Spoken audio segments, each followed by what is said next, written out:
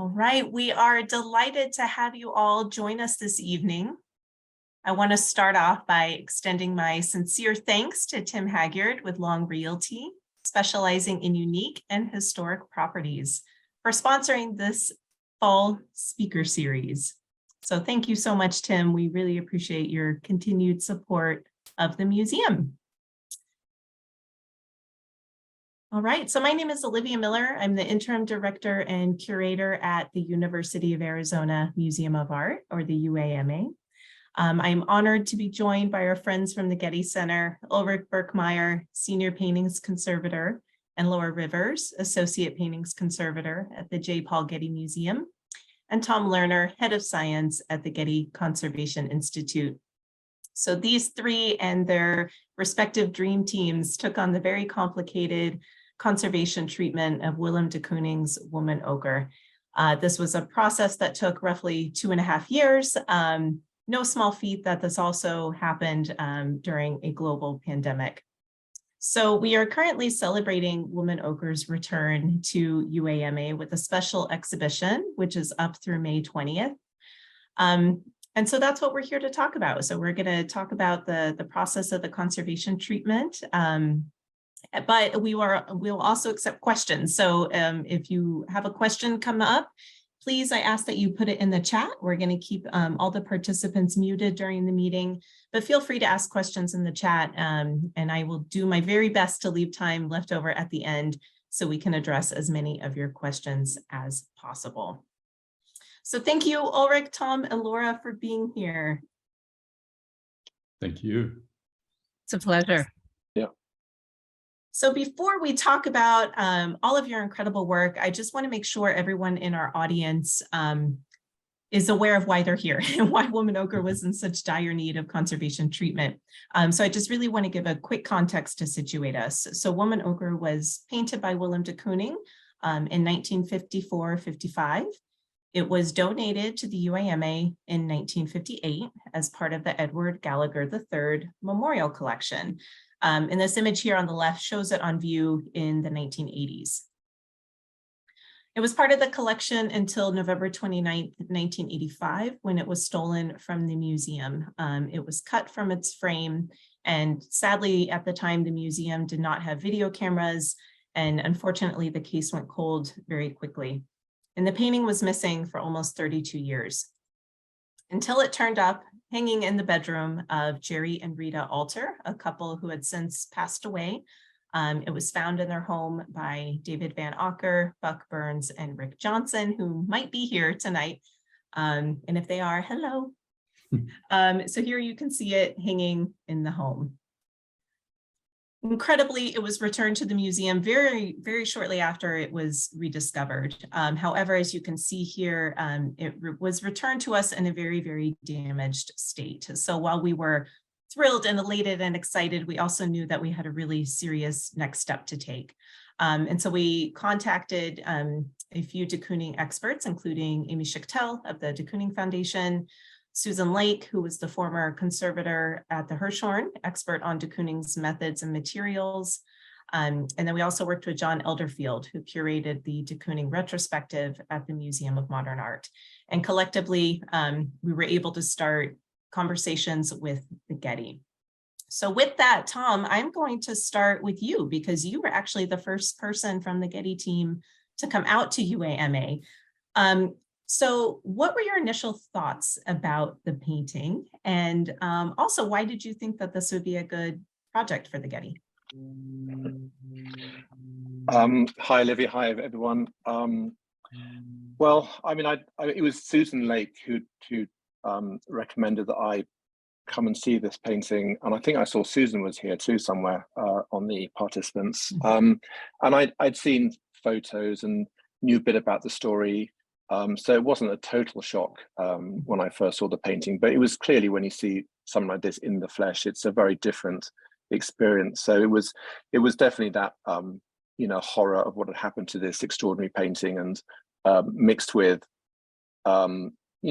wonder that it had made its way back in the extraordinary way that it had come back to your collection. So all of those sort of thoughts were going through my head, and I think each of us could probably speak for an hour about those thoughts when we first saw this painting. But I think the second part of your question, it was difficult, this, because I was there to help you decide on private conservators to take this project on, and I did immediately did think it would add something quite extraordinary to this project if we could do it somewhere which was much more open to, behind the scenes looking, research, engaging art history, science students, publications, exhibitions, all the things that most of the things we ended up doing.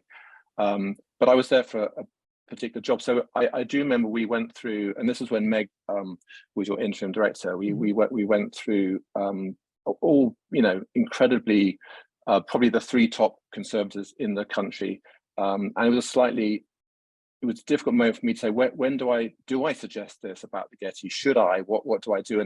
And I did, but I also knew that Ulrich hadn't started. His predecessor had retired. So, this is a project that needed many branches of the Getty, and I could speak on behalf of the bit I work at, the Getty Conservation Institute. I knew it would be interesting to us from an analysis of the paints aspect, some of the potential changes, the science that might go into some of the treatment decisions, our involvement with Susan in particular, with her book we published on de Kooning's technique. So to me, it was a very obvious link for us. I didn't know at that point whether Ulrich would say what he did say, which was pretty much an immediate yes, because the treatment part of this project was clearly going to be the most important part. I mean, we talk about these things as being nice collaborations, but in this case, I mean, the sort of treatment is what was so important and what's so impressive about it. I didn't also know whether the Getty Research Institute, the art historical branch of the Getty, might be interested too. We just done a pretty extraordinary project on Jackson Pollock's mural that did involve these 3 branches of the Getty. So it was just one of those things where I thought, it didn't need me to convince anybody this was a fascinating story, an extraordinary painting, would challenge us quite a lot. But it was actually really thinking about what we could bring in addition to just a treatment that got us all excited. Perfect, thank you. Ulrich, do you want to add on to that? Because shortly after you started your position, you came out and saw the painting. So what were your initial thoughts? Yeah. So actually, the first moment, and I still remember that day. I was still in Hartford, Connecticut, where I used to work before I came to the Getty in September 2018. I got this call from a colleague I had worked with at the Wadsworth Atheneum in Hartford, Connecticut, Jim Ballinger, who was incidentally I think he was the director of the Phoenix Art Museums for 40 years or so. And so he gave me a call and he said, "Oh, Ulrich, I know you're going to be at the Getty. There's this painting in Arizona, and bear with me, it's an incredible story. Anyway, so here are the details." And I thought, it might be a perfect sort of project for the Getty. And I told him, I'm not even at the Getty yet, and so I don't know what I can tell you. But sure enough, the moment I started at the Getty, Tom actually approached me, and we agreed that we would come out to see you and see the painting. And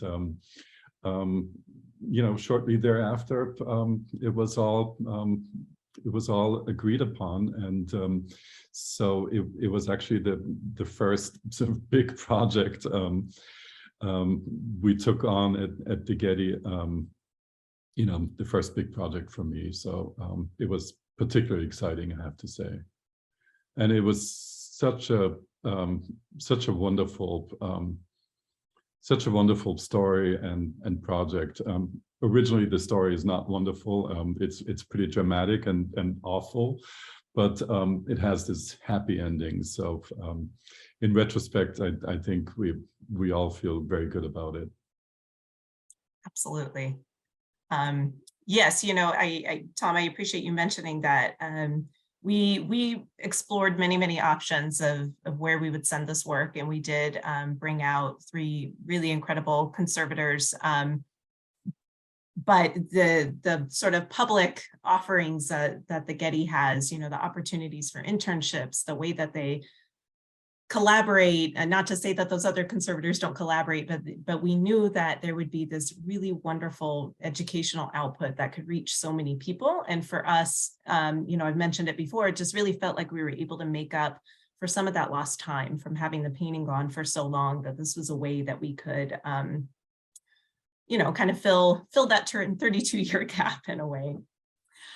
So before we get into the nitty-gritty of the treatment, Tom has already kind of touched on this, talking about the various parts of the Getty. So I think it's really important to situate our audience, because I think many of them probably know of it as an art museum, and maybe they have visited the Getty Center that you can see here. Maybe they've been to the Getty Villa, but it's really comprised of many different functions. So Laura, can you give us a lay of the land of the Getty and maybe talk about how the painting's conservation team works in tandem with other units? Absolutely. So this is really a pleasure to get to participate in this. The Getty is an extraordinary institution. The museum is really only one part. So our umbrella organization is the J. Paul Getty Trust. And then there are 4 programs. Tom Lerner works for the Getty Conservation Institute. And then we have the Getty Research Institute, which is a library and center for art historical research. And additionally, we have the Getty Foundation, which is one of our most forward-facing, outward-facing organizations. But as part of the mandate for the institution, about 30 years ago, we took what normally is a very inwardly focused departments. So we are the Department of Paintings Conservation within the museum. Ordinarily in a major museum, we would work primarily on works that belong to this institution. As part of a larger effort to interpret the larger mission of the Getty in the context of an inwardly focused department, they began to take on collaborations. And so this was one of those collaborations. And what's really extraordinary about these is that they bring paintings and often colleagues from other parts of the world to the Getty Center to take on extraordinary problems. And the de Kooning project really fit within that model. And very often we work extremely closely with our colleagues in the Getty Conservation Institute, and treatment and technical study happen very much in tandem. What is particularly extraordinary about this project is that the dovetailing back and forth of those 2 avenues of research was just unparalleled for any other project that I've worked on in the last 15 years here. Thank you so much. So you mentioned dealing with grand problems, and we certainly presented you with a very big problem. We delivered a painting in parts. So on the left-hand side, you can see the bulk of the painting. This was the part that was stolen during the theft. But on the right-hand side, the museum had always retained the pieces that were left behind. So we have a lining canvas here, which I'm sure one of you will explain momentarily. And then the very edges of the painting that were left behind during the theft. Okay, so now we've given you a painting in 2 parts. So where on earth do you begin? Ulrich, do you maybe want to talk about what are the initial steps when you get a project like this? Sure, I'd love to. I think, and I remember that moment when the paintings, the painting and what was left over from when it was cut out of the frame first came to the studio at the Getty. I think we all stood before this painting, actually together with you, and we all took a deep breath and thought, okay, now let's think about this. Let's start. And one other advantage that we have at a museum is the advantage of being able to spend as much time as we need to, even though there is a timeline that we try to adhere to, but all in all, we can spend a lot of time looking at the painting, examining it under a microscope, trying to reconstruct how the damages that we're confronted with in the painting the physical representation of those damages, how they came about. So we tried to reconstruct, based on what we saw, how the thieves actually cut the painting out of the frame, how they pulled it off that secondary canvas that we see here on the right, pulling it down and then sideways again, because all of these details give us very good clues about what the damages are and how we might address them in the treatment to come.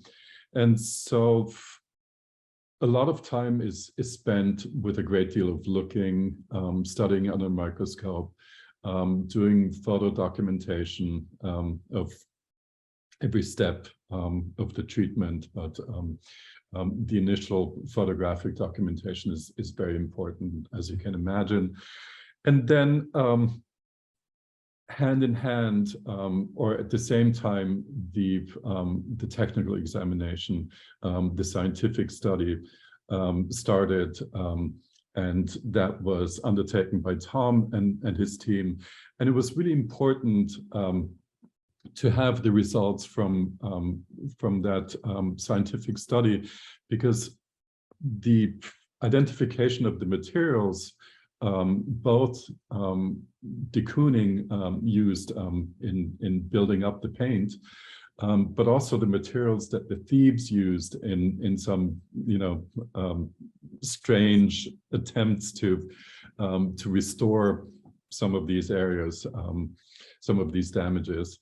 It was very important to identify all of these materials, because they would give us, would help us devising a treatment plan that was developed probably over several months. So as you go as you go along with the treatment, actually, we always have to make little adjustments, but as we face, other challenges or so. So every treatment is really unique. It's almost a little bit like a patient at a hospital or at a doctor. So they're all unique and have their unique ailments that you have to address one by one. So this one was definitely a difficult one and challenging one. Our poor sick painting. So in part of this analysis that you mentioned, kind of figuring out what you were working with, Tom, I'm going to turn it over to you for a minute. Can you speak about some of the methods that your team uses in order to figure out what it was that de Kooning was working with? So here I'm showing an image of this massive machine, a scanning macro X-ray fluorescence machine. But so what is this doing and what does it tell us? All right, I'll start with that question and then work backwards, because I think there are a few other questions there. So X-ray fluorescence, as its name suggests, it uses X-rays. It's actually very different to how most people would have experienced X-rays going to the doctor or the dentist, where you're shooting X-rays through your body, your bone or whatever, to get a sense of the density of the materials in the way we do use normal X-rays like that for artworks, particularly paintings. It shows up very nicely denser pigments like lead white where it is, where it's not, that kind of stuff. But this X-ray fluorescence, this word fluorescence, if I can just get a little bit geeky for a second, and I promise it'll be really, really quick. But for those of you who have a science background, this might trigger something. Those who don't, I'm sorry.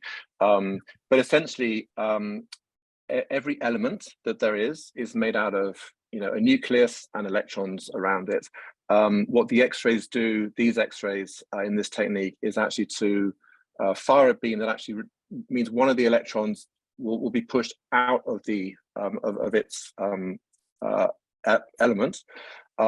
It's typically due to the wavelength of the X-rays. It's an electron quite low in the different energy shells, so it's quite hard to get out. But when that happens, an electron from higher up comes down and then actually replaces that electron. And that's what fluorescence means. And the technique then measures that energy level from the upper to the lower. Okay, that's the end of the geeky. But what that means in English is that every element there is, calcium, chromium, molybdenum, whatever, has very specific levels. So depending on the energy that comes out, this machine can measure elements. So it's not just saying this element is denser, it's saying this element is barium or calcium. Thank you for forwarding the slide here. So and the machine, you have point and shoot X-ray fluorescent machine, so you can see it at a point what a particular element might be.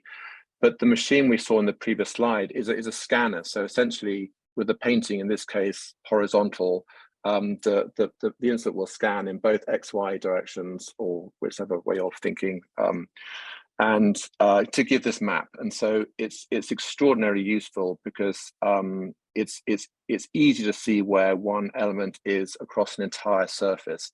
And it's typically used to detect, pigments that are present. So for example, the middle scan here for barium, barium sulfate is a very, very common extender. In fact, it's not considered a primary pigment. It's not that opaque in an oil medium, but it's added to many colors. So in fact, it's present in all the different yellows, the cadmium colors in this painting, the phthalocyanine colors, in many of the colors it's there.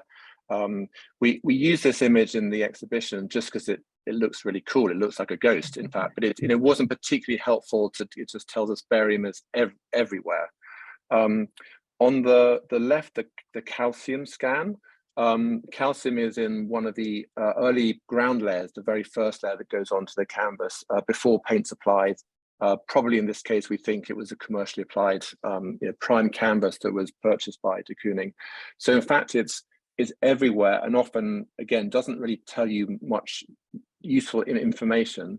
In this case, because of the really extensive cracking that had happened when the painting was pulled away from that lower lining canvas, it meant that the calcium was actually more visible, through a crack. The painting cracked, and you could get the X-ray could see the calcium better. So it ended up being this extraordinary image of the extent of the cracks. I mean, you could see them visibly. If you shone a light around the back of the painting, you see them very clearly. But in fact, this image was also a striking one because it showed you the extent of the cracks, the direction. They come very horizontal, and then towards the end, you can see how they become more so diagonal. And you can, painful to think about, but you can imagine the thief pulling and panicking and trying to yank the last bit of the painting away from the lining canvas. The colorful one on the right is 3 elements. So you can do this clever thing where you overlap particular elements. And this I think became one of the more important forms of analysis that we did that fed right back into the conservation treatments. W is the chemical formula for or symbol for tungsten. Tungsten is present in this very fugitive red dye, rhodamin 6G. It's pretty common in inks and dyes, not so common in paints, but it was there in this painting. So you couldn't detect the dye directly, but the tungsten would give you this image of where that pigment was. It showed very clearly this is the bright fuchsia color on the painting, which is still there in some cases, but it definitely faded in others. So this was a way of seeing where that pigment was originally.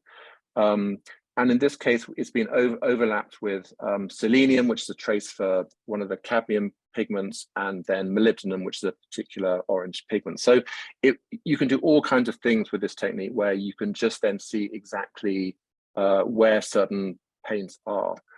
I mean, tell me to stop if this is getting too much. Well, but I mean, well, I can keep going with what analysis is. Yeah. Yeah, so in addition to scans of the painting, you also took specific samples. So on the left-hand side, we're showing where particular paint samples were taken. And on the right, we're looking, what I imagine is essentially a microscopic speck of paint, but we're looking at it from the side. So Yes. what is this telling us? Because we're seeing a bunch of layers. So what does this tell us about de Kooning's process? Well, can't you tell, Olivia? So it's obvious. No, so I'll just take a step back, because I did want to, the very first part of your last question was how do you think about setting up this sort of work? And there were a number of people working from the GCI's side of this, and I have to say that everybody wanted to work on this painting. So it was a really difficult sort of managerial problem to kind of think about who would be working on this. And initially, two of my colleagues, Lin Lee, who did the sort of inorganic analysis, which was the scanning you just saw, some of the early scanning you just saw, plus looking at cross sections. And then my colleague Joy Mazurek, who we're going to talk a little bit later about varnishes and the sorts of paints. She did the organic analysis, which detects the type of paint binder. Those of you who followed this a little bit will know that de Kooning made wide use of house paints as well as artist paints, and we detected both on this painting in different areas. There are other people who came onto the team, which I'll talk about later because I know what the slides are. So I'll just start with Joy and Lynn, because essentially it starts off talking to Laura and Ulrich about, it isn't just let's analyze this painting. It's what do we want to know?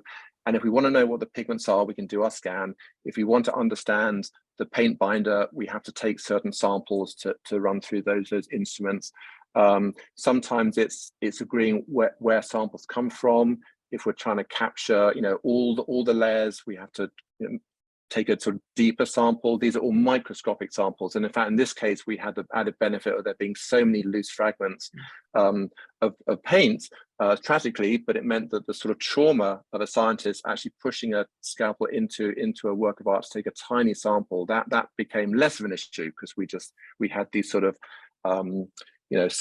self to sort of volunteer type samples. But so that there was an initial, let's think about what we need to do right up front. And then, as Laura alluded to a bit earlier, what was lovely about, well, one of the things that was lovely about this project was that it did continue, and there were certain other questions that came back to help her, particularly with the cleaning of the painting, which areas would be more or less sensitive to certain pigments. We worked very closely to help her with that. And indeed, when we get onto the next slide about the likely fading, etc. So that's how we set it all up.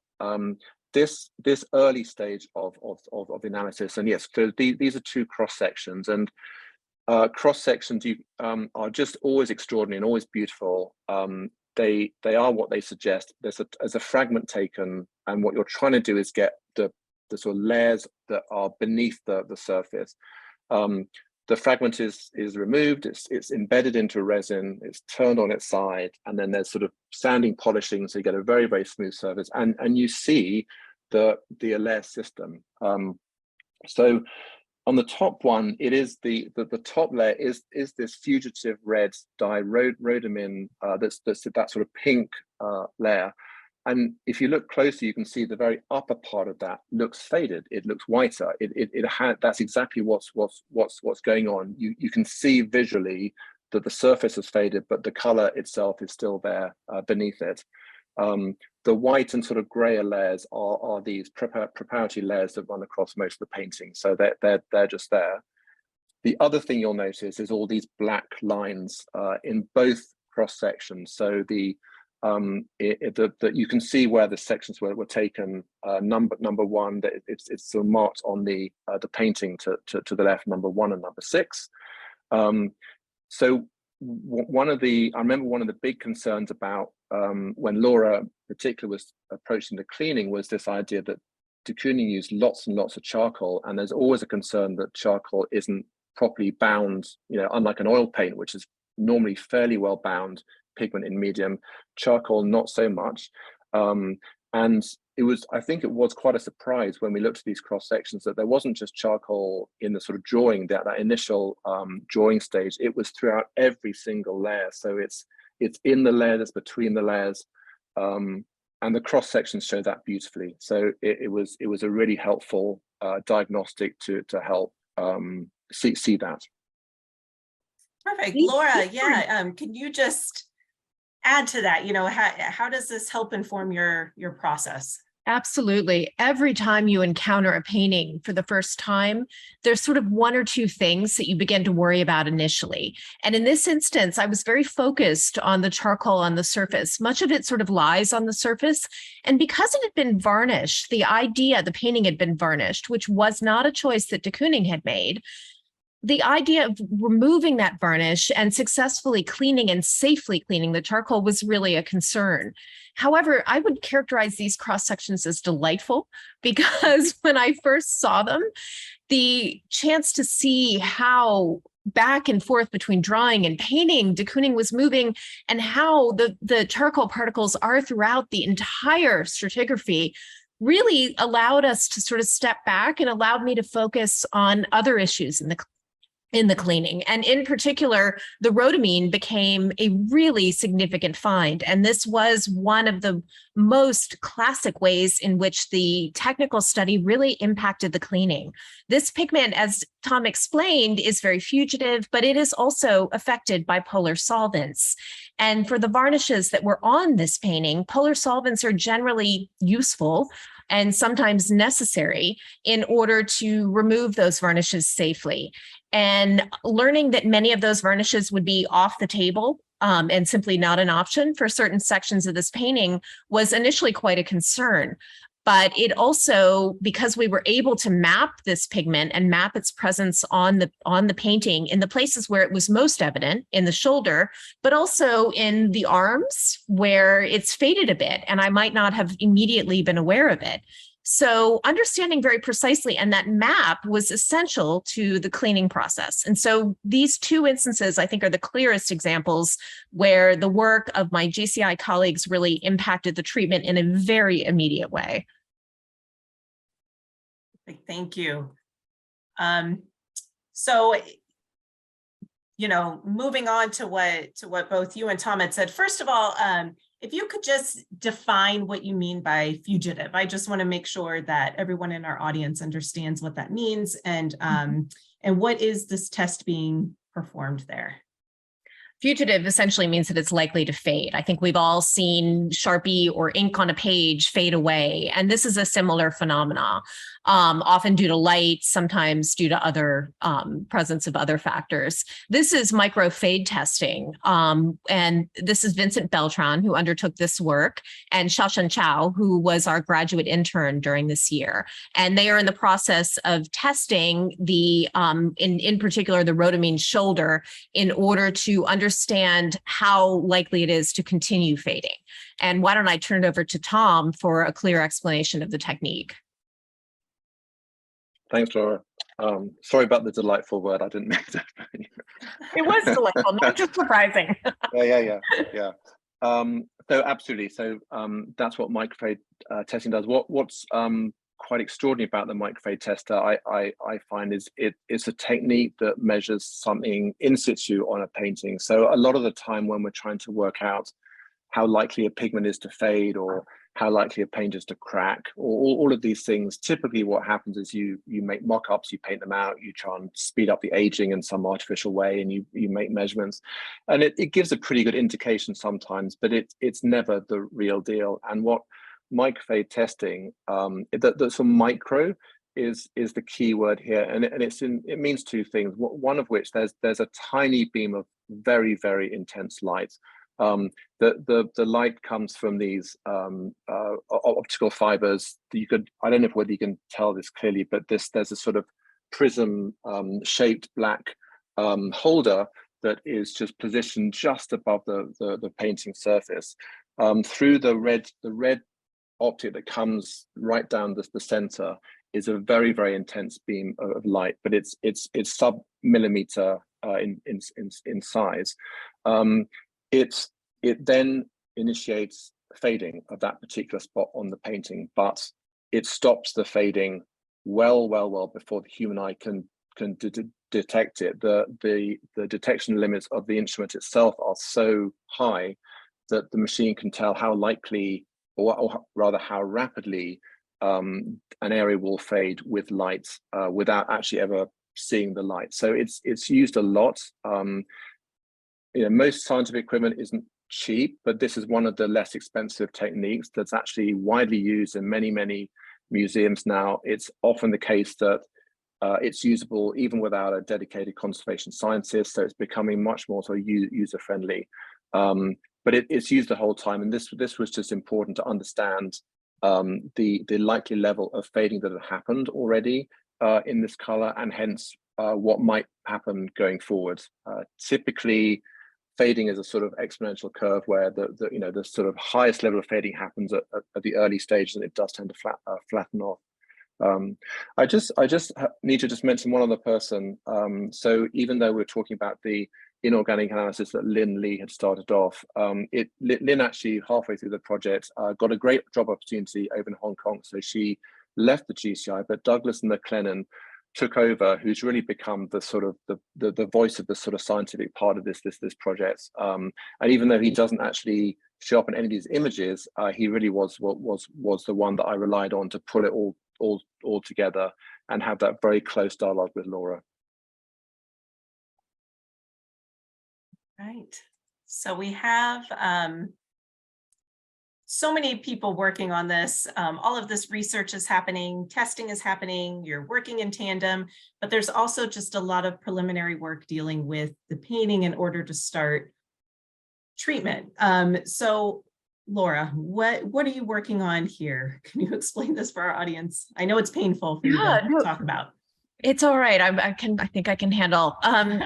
This is actually removing the staples. So paintings are typically stapled or tacked using small tacks onto stretchers. What is most unusual about this situation, and I should explain, as painting conservators, we're relatively accustomed to putting staples or tacks in and taking them out, but we're usually doing it on what's called a tacking edge.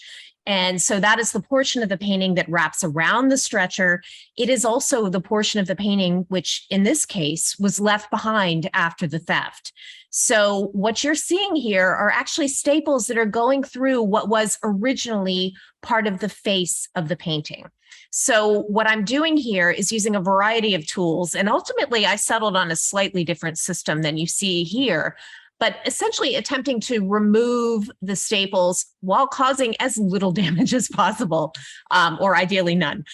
And so what you see to the right is very typically what happens when a staple goes into a painted canvas, or in this case, you're just seeing the ground. But along the edges, there was also de Kooning paint, and obviously that needed to be done very, very sensitively. So the white you see is actually a commercial ground. That's not something de Kooning applied. So I actually began in those areas.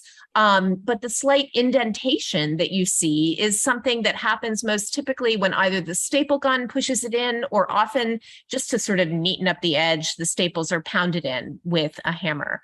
And so removing that as carefully as possible was really essential. And that's what you see happening here. So Ulrich, once the staples are removed, I imagine that there was a crease, from the painting being sort of folded over the edge of the stretcher. Were you able to discern, how long this painting had been framed for? Were you able to tell, oh, this was a recent framing, or this painting has been on this frame for a very long time? So that's part one of my question. Part two of my question is, if there was a fold, how do you get that fold out? Yeah. To the first part of your question, it's really something that's impossible to determine. We don't know how long the staples would have been in there, but we were faced with the fact that they had made quite an impression. Ta-da! Literally.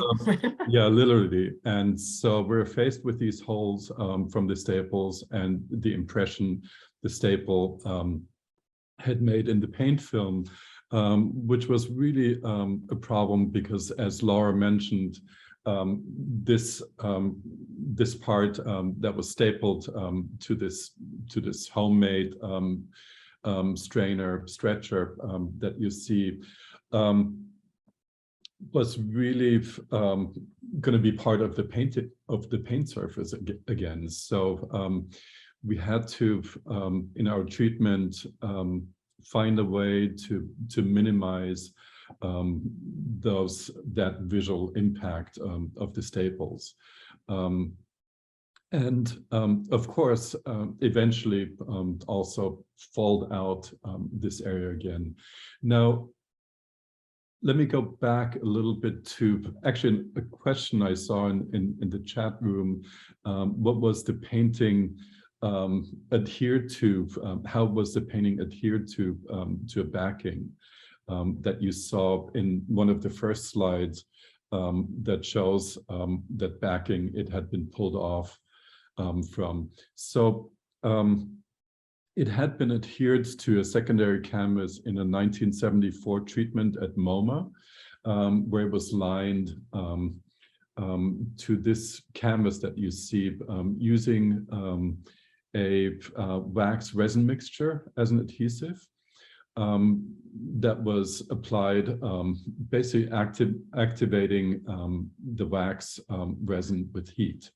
And so these two canvases were joined together.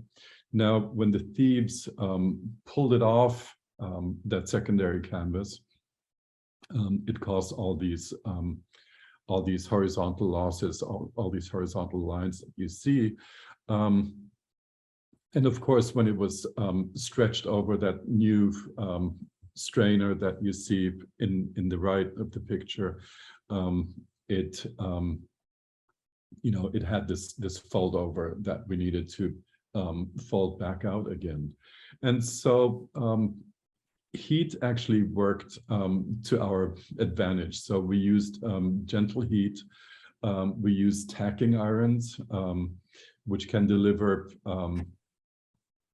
heat very localized and in a very controlled way, which enabled us to sort of gently coax the painting, the borders, the turnover back into a planar state. So it was quite a delicate operation, as really every operation that you see here. Before anything else happened, Laura spent probably about a year or so under the microscope, setting down each flake of paint that you see here in the slide on the left. And you can see Laura setting down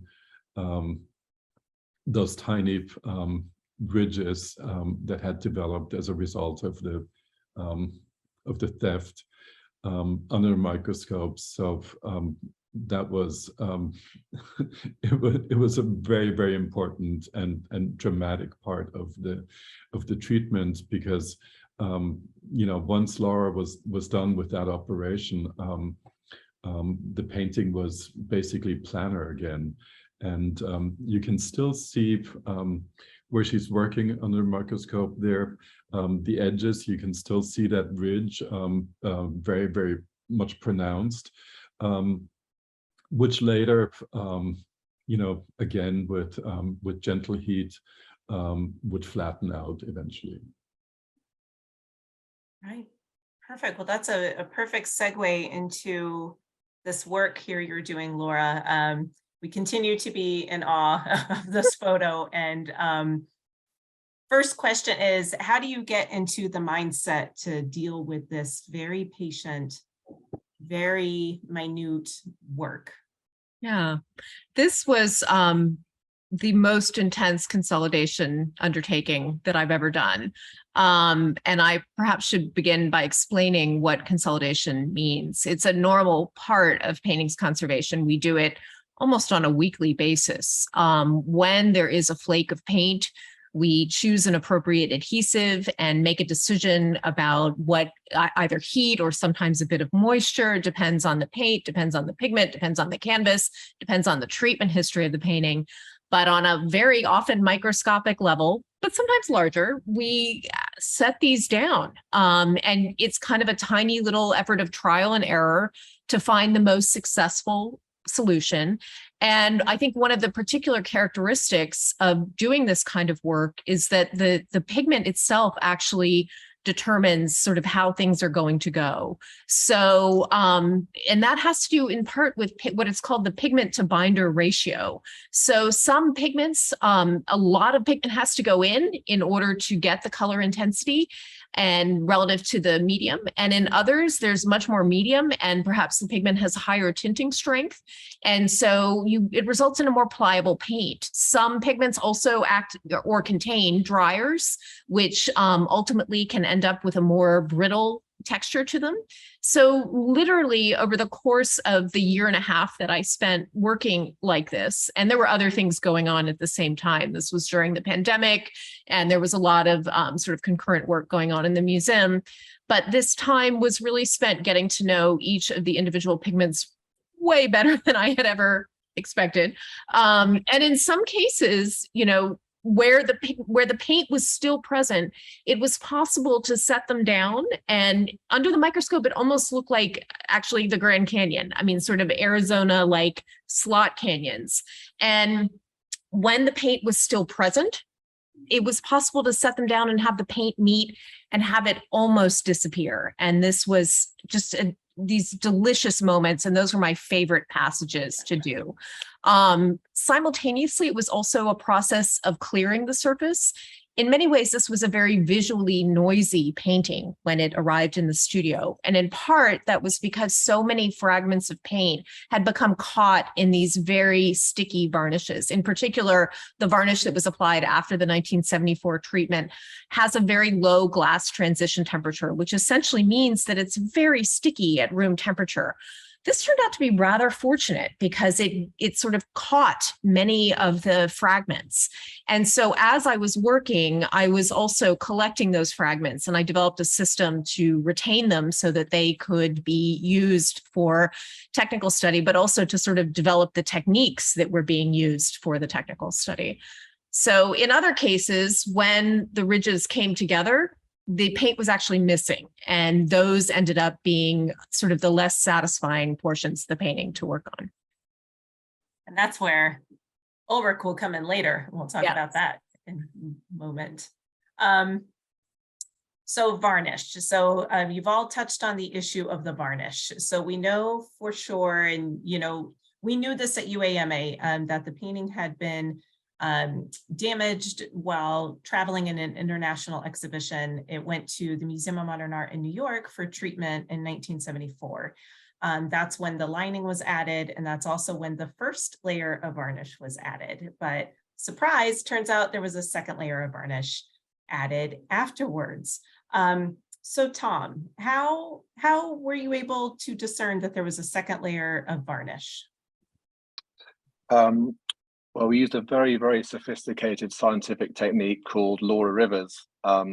She saw it, you know, working closely in microscope. We hadn't seen this in any of the cross sections. There weren't the two varnishes.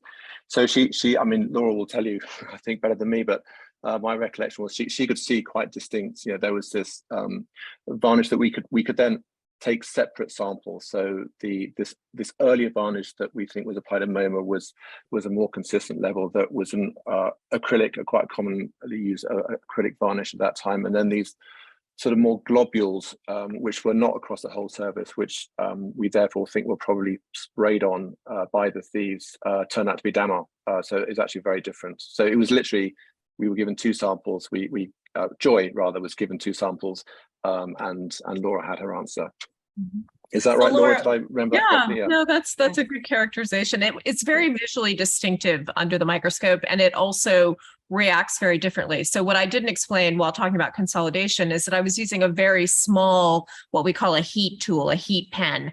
And this actually shoots a tiny stream of hot, warm air. And it's something you can even hold on your hand. So it's not terribly hot. But it, particularly for that varnish that I just described is very sticky, it almost becomes taffy-like, and you could slightly push it off the surface. Damar also turns slightly yellow over time, whereas the synthetic actually, while attracting every bit of dust that floated past it for the entire 40 years, it turned slightly gray. So the color difference also made it clear that there were two different varnishes. And I was very interested in particular because I look at a lot of my own varnish surfaces under the microscope, and to see these very large globules of Damara was kind of interesting. And we began to speculate that it was most likely applied using a spray, almost like a can. And it's a relatively sophisticated choice at that moment in time to use Damara. I mean, certainly Krylon, which is often an acrylic, is really readily available in art stores. Damara is a slightly more expensive, slightly nicer choice. And also would have done a lot in terms of, we'll say, refreshing the surface after the theft. You know, the surface at that point would have been quite visually disrupted, in part because there were all these fragments. Ultimately, the application of that varnish, the secondary one, and also the stickiness of the previous one really actually saved a lot of the surface in many respects. So in removing these now 2 layers of varnish, I bet that was a very interesting moment where you realized what you were working with. But here we see that you're wearing a mask. So how do you remove a varnish, and did you have to change your technique depending on, you know, the materials that de Kooning had used? Yeah, absolutely, very much so. And again, depending on the specific pigments and the specific paints present. So what you see here is most likely a test using one category of solvents, because I actually have less what's called PPE, personal protective equipment, on than I actually wore otherwise. So because of that pigment we discussed earlier, the rhodamine, it took a lot of the slightly less toxic solvents off of the table. And much of the painting needed to be cleaned with a class of solvents that is not particularly great for me, still okay for the painting. So just to begin again and explain why we were removing this varnish, de Kooning would not have varnished this painting originally. Varnish has been applied to paintings for eons for a number of reasons. It can be protective, it saturates color, it makes a surface really unified and appealing, but that same unifying quality actually really detracted from what de Kooning had achieved. And I think, again, this is a moment where our understanding of the painting and the paints he's using, and in particular, the fluidity of the house paints he's using, and also some of the, you know, artist paints that he's using, and the variation in gloss and matte, which was so much a part of what he achieved. Once the varnish was applied in 1974, unfortunately, that was really muted to a certain extent. And that varnish was applied with the best of intentions. It was meant to be a protective layer. And it certainly over time did that in a way that I think my colleagues at MoMA in 1974 could not have quite anticipated. So that was the impetus for removing the varnish. Damara is something that is relatively easy to remove. We understand it really well. Synthetics can get a little trickier. But in this case, I am working in the spray booth, which is a very large room we have, and there's actually sort of 747 amounts of air moving top to bottom.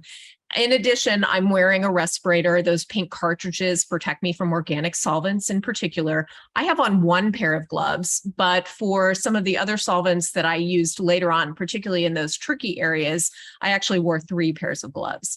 So why was I using different solvents in different areas? Certainly it occurred because of the presence of that rhodamine pigment, which really restricted the range of things that I could use. But there's also a very big difference between removing a varnish from the kinds of paintings you see behind me, where you're going to put a varnish back on, and removing a varnish and intending to leave a painting unvarnished and intending to recover some sense of the variation of surface and the variation of gloss, and say the evenness in the blacks that would have been present originally. And so that's a very different problem. And again, you know, having the rhodamine map, you know, having understanding exactly where it was crucial. But just like with the consolidation, the answer for each area was slightly different. So varnish is removed, which, as you just described, came with its own fun set of challenges that amazingly you were able to resolve. And I love, you know, the continued back and forth between you and the GCI, and also this, you know, knowledge of art history and what we know about de Kooning and the way he worked and his motivations, I think, is something that's really important to highlight, that art history remains a really important part of this process. But there's now the issue of this gigantic 360-degree cut. So Ulrich, what are you working on here, and how did your method of reuniting, these two parts of the canvas, how did that differ from, an approach you would normally take to a canvas that had been torn or ripped? Yeah, it's tricky. I don't know, we're running out of time, so I'm trying to keep it short. But basically, we were faced with a unique problem here. As you said, it was a 360 cut. It was a very clean cut. So ideally, when we have a tear or so that we need to mend, we can use a technique that is thread by thread tear mending, where really each thread that is torn is joined back together, adhered to its counterpart. That was not possible in this case because we had this very clean cut, so there were no thread ends that could be rejoined. That left us with an alternate technique to rejoin these two pieces of canvas, which is basically butting them up against each other, securing them temporarily with a, and you see me doing that on the left here, with Japanese tissue paper to keep them aligned. Then the painting is turned over and eventually strip lined. So we use a strip of canvas that serves as the new tacking margin, basically, that holds with a certain adhesive that we use in conservation. In this case, it was Biber, that holds these two canvases, the strip and the border, and about half an inch into the main canvas together. So we can then stretch it over a new stretcher and basically return it to its original format. And, we did, you were able to put the painting back in its original frame, which it's not a particularly exciting frame, it's a simple wooden frame. But for us, it was really important to have as much of this painting back together as possible. So it's incredible that this was able to work out the way it did. And of course, part of putting this painting back together also involves some aesthetic work. So, when Laura was talking about the paint consolidation, she explained that, there were some paint flecks that were gone, so there did continue to be the appearance of cracks. So Ulrich, you did do some in painting. So this is kind of our final question about this project, because it's one of the last steps, or the last step. So what sort of paint do you use on a project like this? And how do you know when to stop the in-painting process? Those are very good questions. And so to the first question, so we use reversible paints. These are Gamblin conservation colors. They're the pigments ground in aldehyde resin. They're synthetic resins that are very stable, have a low molecular weight, which means they can be removed in the future with non-polar solvents very easily, because reversibility is one of the number one requirements in a modern conservation treatment. And so you see me here in the left slide fill in the paint losses that you see. So I've already filled in quite a few losses there, and on the right, to the right of my hand, you see the area that's still needs to be addressed. So all these tiny losses that were the result of the pulling the canvas away from its backing, from its lining canvas, I filled with these conservation colors, with the Gamblin conservation colors. And how far do you go? Well, you sort of, and you might remember the term Laura used earlier, the noise in the painting, the visual noise, which was really very, very distracting. So you saw all these lines, all these losses.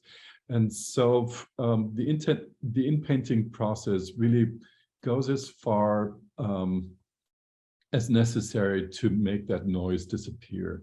So you start, you just match the surrounding original paint, and you start dotting in all these tiny losses until the noise disappears. And so there's a moment where the painting reads as a whole entire painting again, and you don't see the damages anymore, but all you see is actually de Kooning, and that is the moment where you stop. So you don't have to fill in every tiny bit of paint, because there's also the damage has become part of the history of the painting. And so I think it's important to hold back, because you don't want to over restore anything. Perfect. Yeah, and I can imagine, after spending so much time with this close looking, you develop an eye for this painting, for de Kooning, for his methods. And so something that might seem sort of subjective to somebody not familiar with his work is probably much more clear after you've spent so much time, that you kind of know when that moment hits. Very Laura, true. did you have a comment to add? Just, I think one of the extraordinary things about working on paintings is the opportunity to see and collect surfaces in a way, to sort of have the opportunity to look at comparative works. And in a very interesting way, that was missing during this time that we couldn't travel. And I had the extraordinary opportunity, I guess it was last summer, as things were really coming together, to go to the Barnes Foundation and to see the de Kooning Sujin exhibition and stand in a room of the woman paintings. And it was just extraordinary.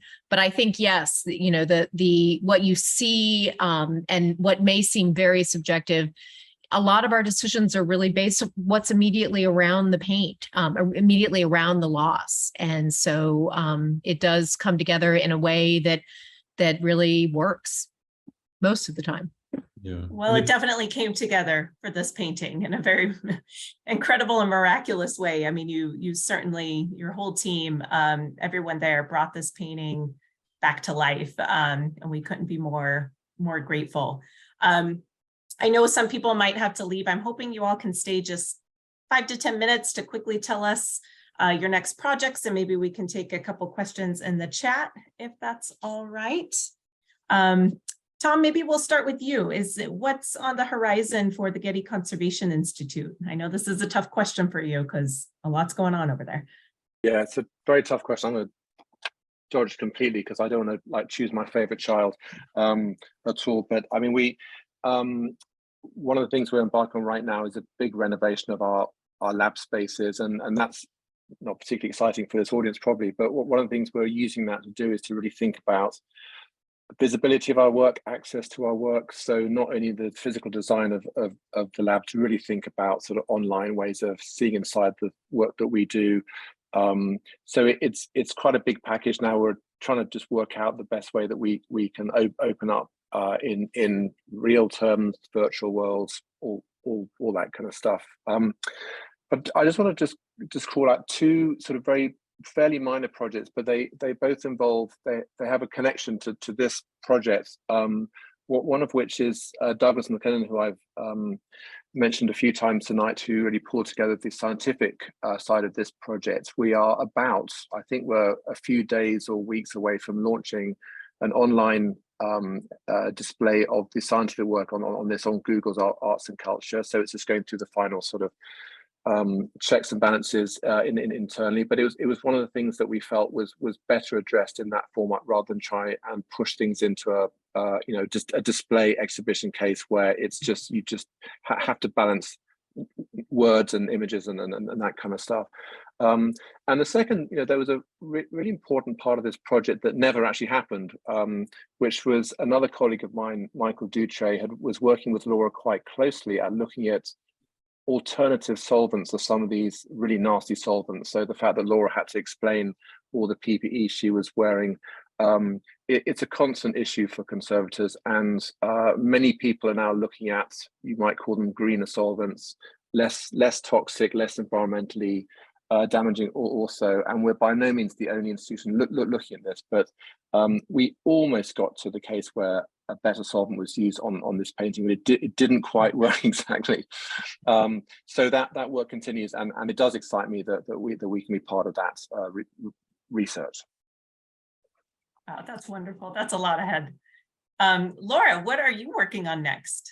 I am working on 18th century Italian still lifes at the moment by Giacomo Cerutti. So these are actually internal projects. And I will move on to two 18th century paintings by Alessandro Magnasco. I'm also currently packing our extraordinary Cy Twombly exhibition. So unfortunately, I'll have to say farewell to the 20th century for a bit of time. But I look forward to more modern and contemporary projects in the future. That is quite the mental shift, I imagine. It is. And Ulrich, your next project, we actually did get a question about this in the chat. Clearly somebody read the New York Times article. So what is your next project? Yeah. I go from very damaged painting, de Kooning, to another very damaged painting that you see here. It's about 7 by 9 feet, so rather large, and as you can see, very damaged. Painting by Artemisia Gentileschi, painted around 1630 or so in Naples. For the past 100 years, it's a painting that was in a collection in Beirut, Lebanon, at Sursock Palace. And the damage that you see in the painting, the many holes, lacerations, tears, if you will, are from the blast of August 4th, 2020, the largest non-nuclear blast in history, where 1,200 tons of ammonium nitrate exploded in the port of Beirut and caused a lot of loss of life and a lot of damage. Among the many damages, the one you can see in this painting. So that's going to keep us busy for the next year and a half or so. And but we're just starting with that painting. Which takes me to another question I saw in the chat. Has the de Kooning been reinstalled at UAMA? Yes, it is back on your walls, right? And, yes, please come and see it. It was a wonderful moment for us to be able to bring the painting back to Arizona, and saw it at the opening just earlier this month, or this past month. It was a really special moment. Yes, we have that exhibition will be up through May 20th. So it's a special exhibition devoted to the whole story about Woman-Ochre. And when that comes down, it will hang back on the very same wall it was stolen from. So I'm going to try to squeeze in just a couple of questions. I know Chelsea's at the museum and she's going to have to alarm it pretty soon. We're getting a lot of questions about mayonnaise, and people want to know if mayonnaise was found in this painting, and why on earth are people asking about mayonnaise in a painting? Well, no, we didn't find any mayonnaise, and I think I don't know if it's true to say this is an urban myth or not, but it has long been spoken about that de Kooning had used mayonnaise in his paints. And I know one of the probably one of the main areas of research that Susan Lake undertook in her research was to look very carefully at that, and she found no evidence at all. It's certainly true he was blending paints with water, whisking it up quite rapidly, adding other forms of less rapid drying oils into these quite complicated mixtures. And I think the feeling is that mayonnaise was being used in a word to define some sort of texture rather than actual egg containing mayonnaise. So no. Thank you. It is a fascinating question. A couple of people are fascinated by this fugitive pigment. And one question that we have is whether or not this research into microfade testing, does that then inform, larger projects such as a lighting project at a museum? Does it then tell you how to best light a painting going forward? Certainly, it does. And in some institutions, it is used as a way of controlling light exposure for works of art. So when you actually understand sort of where a work is in its fading life cycle, where it is on that curve, how it relates to certain standards, you have an understanding of how susceptible it is. And that can dictate in terms of light levels and also time of exposure. So certainly it does. I was fascinated by the question, was anything done to restore or conserve the color of the rhodamine red? And that is something that we would consider taking things a bit too far. And so we did not do anything to actually augment the rhodamine red in the areas where it had faded. But it is something that is done in the field, sometimes in a digital way. And actually, for anyone who's interested, I might call out Harvard University's Art Museum's project on Rothko, in which faded Rothkos were sort of reanimated in a way, using projected light to give a sense of what the experience would have been before the colors changed. And other examples have been done with Van Gogh, and also other artists in which colors have changed. So it's something that as conservators we look at, and also we attempt, working in the museum context, to convey those changes to our audience so that they better understand what they're looking at and how these objects have changed. Yeah, and I recall seeing when you did the exhibition Florence at the Dawn of the Renaissance, that there were a couple of digitally altered images so people could see how, I think it was the pigment azurite or some sort of blue pigment, how that faded over time and what that may have looked like. That's right, Olivia, you live with one, I remember. Yeah.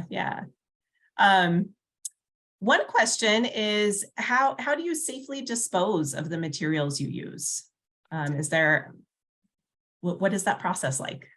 Paintings conservation is inherently at this moment in time not terribly green.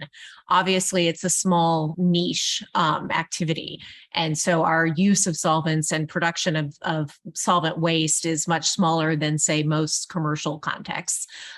We are in California, so we are very heavily regulated. I'm sitting about 100 feet from a room that is, intentionally set up with hazardous waste, containers, and we have very strict protocols in terms of how things are done.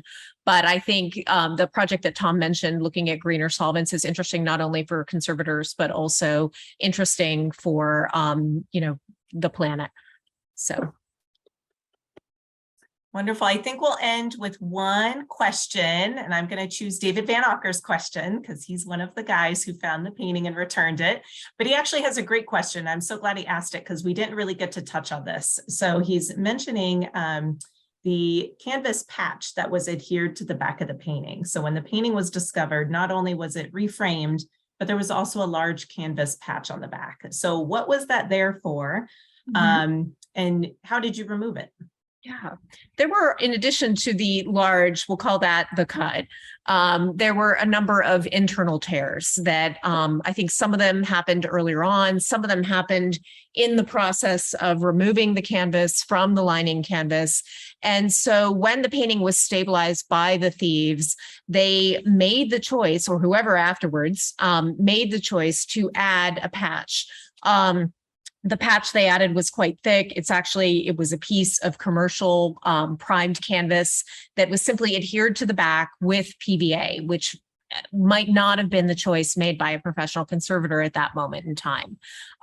Very fortunately, it could be removed again with that delightful heat pen, just essentially warming the wax and pulling it away. It stayed actually fairly well adhered.